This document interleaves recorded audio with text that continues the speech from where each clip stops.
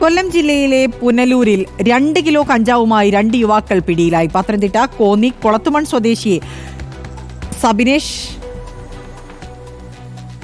വിഷ്ണു എന്നിവരാണ് പിടിയിലായത്. പുനലൂർ പ്രദേശത്ത് ലഹരി വിൽപ്പന നടത്തുന്ന സംഘത്തിലെ പ്രധാനികളാണിവരെന്ന് പോലീസ് പറയുന്നു. ഇന്നലെ രാത്രിയോടെയാണ് ഡെൻസാഫ് സംഘവും പുനലൂർ പോലീസും ചേർന്ന 2 യുവാക്കളെ പിടികൂടിയത്. ചെറുകിട കച്ചവടക്കാർക്ക് വിതരണത്തിനായി എത്തിച്ചതാണ് കഞ്ചാവ് എന്നാണ് പ്രതികൾ പോലീസിന് നൽകിയ മൊഴി. മലയോര ഹൈവേയിൽ പുനലൂർ പത്തനാപുരം പാതയിൽ മുക്കടവ് പാലത്തിന് സമീപം വെച്ചാണ് ബൈക്കിലെത്തിയ യുവാക്കളിൽ നിന്ന് 2 കിലോയോളം കഞ്ചാവ് പോലീസ് പിടികൂടുന്നത്. പത്തനംതിട്ട കോന്നി കുളത്തുമൺ സ്വദേശിയായ സബിനേഷ്, ഇയാളുടെ സുഹൃത്ത് കൂടൽ സ്വദേശി വിഷ്ണു VS എന്നിവരാണ് പുനലൂർ പോലീസിന്റെ പിടിയിലായത്.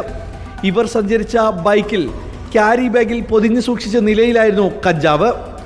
ബൈക്കിന്റെ മുൻവശത്തെ നമ്പർ പ്ലേറ്റുകൾ നീക്കം ചെയ്ത നിലയിലായിരുന്നു പോലീസ് പിടികൂടുമ്പോൾ. ഇന്നലെ രാത്രി തന്നെ പുനലൂർ തഹസിൽദാരുടെ സാന്നിധ്യത്തിൽ നടപടികൾ പൂർത്തിയാക്കി. പ്രതികൾ സഞ്ചരിച്ച ബൈക്ക് ഉൾപ്പെടെ പോലീസ് കസ്റ്റഡിയിലെടുത്തു. ഇരുവരെയും കോടതിയിൽ ഹാജരാക്കി. ഇവർക്ക് കഞ്ചാവ് നൽകിയത് ആരാണെന്നും ഇവർ ആർക്കെല്ലാം വിൽപ്പന നടത്തുന്നു എന്നുള്ള കാര്യങ്ങളും പോലീസ് പരിശോധിക്കുന്നുണ്ട്. റിപ്പോർട്ടർ.